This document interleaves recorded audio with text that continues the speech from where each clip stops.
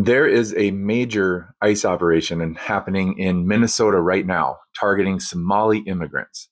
And as somebody who was raised in Minnesota, I need people to understand something. Minnesota loves its Somali community. They are a core part of the state. And a lot of people being taken right now are here legally. Federal officials are launching a large enforcement action focused almost entirely on Somali neighborhoods in Minneapolis and St. Paul.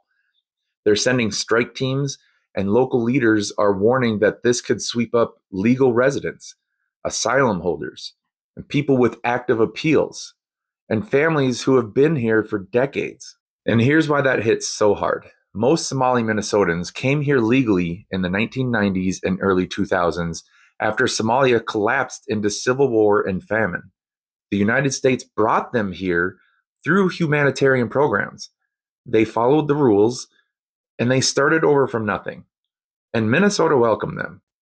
I saw it growing up. Somali families opened restaurants, markets, transportation companies, grocery stores, and small businesses that helped entire neighborhoods come alive. They work in healthcare, manufacturing, logistics, and food service. They naturalize at high rates. They vote, they volunteer, they raise strong families. They make Minnesota better in every possible way. And that's why this operation feels so wrong. ICE isn't targeting dangerous people. They're sweeping up community members who are peaceful, hardworking, and in many cases, completely legal. People who have been part of this state for 20 or 30 years. This isn't about public safety. This is a political scare tactic aimed at an entire ethnic group that Minnesota depends on every single day.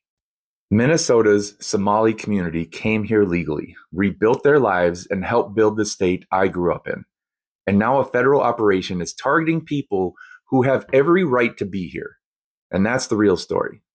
If you enjoyed this, make sure you follow me so you can get more stories like this that you won't see on the news.